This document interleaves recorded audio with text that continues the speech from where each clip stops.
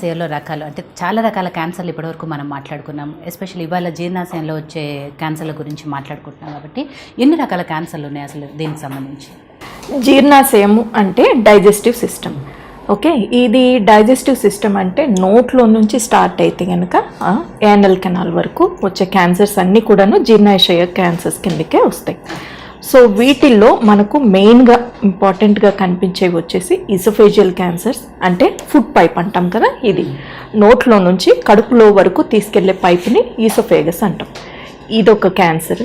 తర్వాత stomach cancer, ఆ తర్వాత ఇంటెస్టైనల్ క్యాన్సర్స్ అంటే పేగుకి సంబంధించిన క్యాన్సర్స్, ఆ తర్వాత లివర్ క్యాన్సర్స్, ప్యాంక్రియాస్, ఇలాంటివి ఉంటాయి. కానీ మనకు మోస్ట్ కామన్గా జీర్ణాశయానికి సంబంధించిన క్యాన్సర్స్ మనకి ఇండియాలో చూస్తున్న వాటిల్లో ఎక్కువగా కనిపించేది వచ్చేసి esophageal cancers, stomach cancers, colorectal cancers అంటే పేగుకు సంబంధించిన క్యాన్సర్స్ అన్నమాట. ఓకే, సో ఇవి మెయిన్గా మనకు ఇండియాలో కనిపిస్తున్న జబ్బులు. ఇప్పుడు మీరు చెప్పిన ఈ రకాల క్యాన్సర్లు ఏవైతే ఉన్నాయో వాటిని ఎక్కువగా ఎవరిలో చూస్తూ ఉంటాం? యూజువల్గా క్యాన్సర్స్ అన్నీ కూడాను ఎల్డర్లీ ఏజ్లోనే వస్తాయి, అంటే ఆఫ్టర్ 50 yearsనే ఎక్కువ కనిపిస్తూ ఉంటాయి.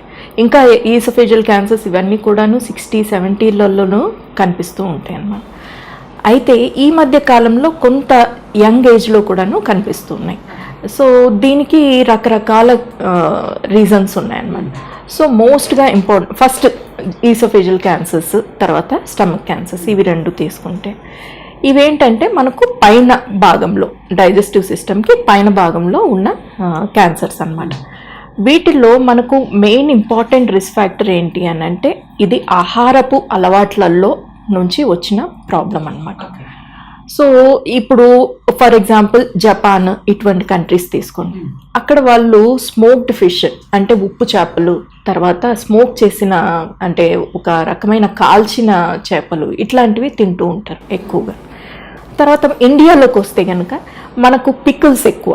ఓకే, అంటే ఇవి పచ్చళ్ళు, అవి కూడాను రోటి పచ్చళ్ళు, ఫ్రెష్గా చేసుకునే పచ్చళ్ళు అయితే ప్రాబ్లం లేదు.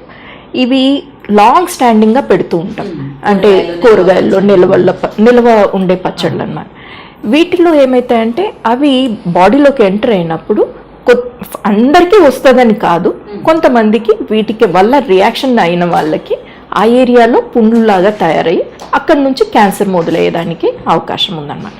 సో మోస్ట్గా కామన్గా కాజ్ ఏంటంటే మనం తినే ఆహారపు అలవాట్లలో నుంచే వచ్చాయి ఈ క్యాన్సర్స్. ఆ తర్వాత స్మోకింగ్ చాలా కామన్ రిస్క్ ఫ్యాక్టర్ అనమాట. సో ఆ స్మోక్ ఏంటంటే అది ఊపిరితిత్తుల్లోంచి వెళ్ళి ఆ తర్వాత బ్లడ్లోకి వెళ్ళి ఆ టాక్సిన్స్ అన్నీ కూడాను స్టమక్ ఇలాంటి ఏరియాస్లో డిపాజిట్ అవ్వటం వల్ల మనకు అక్కడ క్యాన్సర్ డెవలప్ అయ్యేదానికి ఛాన్సెస్ ఉన్నాయి. నెక్స్ట్ కామన్ కాజ్ ఏంటంటే గ్యాస్ట్రిక్ ఈసోఫేజియల్ రిఫ్లెక్స్ డిసీజ్ అంటాం. అంటే మామూలుగా ఏంటంటే గ్యాస్ట్రిక్ యాసిడ్స్ ఉంటాయి. ఓకే, ఇవి మనకు అంటే ఫుడ్ బాగా డైజెస్ట్ అవ్వటానికి ఈ యాసిడ్ సెక్రీషన్స్ బాడీలో అవుతూ ఉంటాయి అన్నమాట స్టమక్లో. అవి మామూలుగా అయితే కనుక ఒక ఫ్లోలో డైజెషన్ అయిపోయిన తర్వాత ఇంటెస్టైన్స్లోకి వెళ్ళిపోయి మామూలుగా బయటకు వచ్చేసేయాలి. కానీ ఒక్కొక్కసారి మనకు ఆ ఈసోఫేగస్ నుంచి స్టమక్కి కనెక్ట్ చేసే స్పింక్టర్ ఉంటుంది అనమాట. నార్మల్గా ఒక ఫ్లోలోనే వెళ్ళాలి. ఈ స్పింక్టర్ ఏం చేస్తుందంటే ఒక్కొక్కసారి రిలాక్స్ అయిపోతుంది. రిలాక్స్ అవ్వటం వల్ల మనకు ఆ యాసిడ్ అంతా కూడాను ఈసోఫేగస్లోకి వస్తూ ఉంటుంది. సో దీనివల్ల ఏమవుతుంది అంటే ఇక్కడున్న మ్యూకోజా చాలా సెన్సిటివ్గా ఉంటుంది, స్టమక్లో ఉన్న మ్యూకోజా సపరేట్ ఉంటుంది, అది యాసిడ్కి రెసిస్టెంట్గా ఉంటుంది. అది నార్మల్గా అక్కడున్న పద్ధతి. ఆ తర్వాత ఈసోఫేగస్కి వచ్చేసరికి ఇది సెన్సిటివ్గా ఉంటుంది. ఈ యాసిడ్ అంతా ఇందులోకి రావటం వల్ల మనకు అక్కడ ఈసోఫేజైటిస్ స్టార్ట్ అవుతుంది అనమాట. అంటే మనకు నార్మల్గా యాసిడ్ ప్రాబ్లం అనేసి అంటూ ఉంటారు అందరూ. ఇది లాంగ్ స్టాండింగ్గా యాసిడిటీని మనం అట్లా కంట్రోల్ చేయకుండా పోతే ఈ రిఫ్లెక్స్ డిసీజ్ వల్ల మనకు ఆ ఏరియాలో మ్యూకోజా అంతా దెబ్బతింటం వల్ల అక్కడ క్యాన్సర్గా స్టార్ట్ అయ్యేదానికి అవకాశం ఉంది. ఇంకా నెక్స్ట్ కామన్ కాజెస్ ఏంటంటే ఇది స్టమక్లో కొంతమందికి B12 అనేది అబ్జార్బ్ కాదనమాట. అదొక కండిషన్ ఉంటుంది, దాన్ని పర్నిషియస్ అనీమియా అంటాం. ఈ పర్నిషియస్ అనీమియాలో ఉన్న పేషెంట్స్కి B12 ఒక్కటే బాడీలో B12 ఒక్కటే అబ్జార్బ్ కాదు. సో వాళ్ళకి రొటీన్గా ఇంజెక్షన్స్ ఫామ్లో B12 ఇంజెక్షన్స్ ఇస్తూ ఉంటాం. సో ఇలాంటి ప్రాబ్లమ్స్ ఉన్న పేషెంట్స్లో మనము ఎక్కువగా ఇంకా స్టమక్ క్యాన్సర్స్ కొన్ని హెరిడిటరీ కాజెస్ వల్ల కూడాను వచ్చేది ఉంది, కానీ వాటి వల్ల చాలా తక్కువ. సో మెయిన్గా ఆహారపు అలవాట్లు, ఆ తర్వాత స్మోకింగ్, ఆ తర్వాత ఈ ఈసోఫేజైటిస్ ఇట్లాంటి ప్రాబ్లమ్స్ అంటే ఈ యాసిడ్ పెప్టిక్ డిసీజ్ని మనం ఎక్కువ కంట్రోల్ చేయకుండా పోతే గనక ఇలాంటి ప్రాబ్లమ్స్ వస్తాయి. ఇంకొకటి రీజన్ ఏంటి అంటే హెలికోబ్యాక్టర్ పైలోరీ అనేసి ఒక చిన్న బ్యాక్టీరియా ఉంటుంది. ఇది నార్మల్గా అందరికీ కూడాను ఉంటుంది. సో ఇది కనుక ఒకవేళ ఓవర్ యాక్ట్ అయ్యి ఒక్కొక్కసారి ఇన్ఫెక్షన్ ఎక్కువగా ఉంటుందన్నమాట స్టమక్లో. అది కూడాను ఏంటి, ఈ యాసిడిటీ ప్రాబ్లమ్స్ ఉన్న వాళ్ళలో ఇది ఎక్కువ కనిపిస్తూ ఉంటుంది.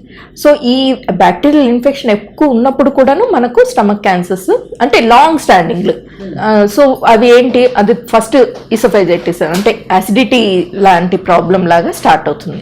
ఆ తర్వాత కొద్ది రోజుల తర్వాత అది అంటే అల్సర్స్ ఫామ్ అవుతాయి. స్టమక్ అల్సర్స్ చాలా మందికి చాలా కామన్గా కనిపించే ప్రాబ్లం అని. ఆ స్టేజ్లో మనము కనుక్కోగలిగితే కనుక దాన్ని సింపుల్ యాంటీబయాటిక్స్ ఇచ్చుకుంటే కనుక 1 week to 2 weeks ట్రీట్మెంట్ ఉంటుంది. ఆ ట్రీట్మెంట్ ఇస్తే కనుక కంప్లీట్గా నయం అయిపోతుంది. ఆ తర్వాత ఇది క్యాన్సర్ కింద డెవలప్ అయ్యేదానికి అవకాశమే ఉండదు.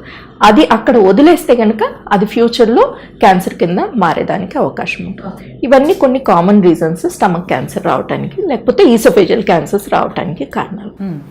ఆధునిక జీవితం, అనారోగ్య సమస్యలు, ప్రతి ఒక్కరికి ఏదో ఒక తెలియని సమస్య. చిన్న చిన్న చిట్కాలతో మంచి ఆరోగ్యాన్ని మీ సొంతం చేసుకుందాం అనుకుంటున్నారా? ఇంకెందుకు ఆలస్యం, వెంటనే మా యోయో హెల్త్ ఛానల్ ని సబ్స్క్రైబ్ చేసుకోండి.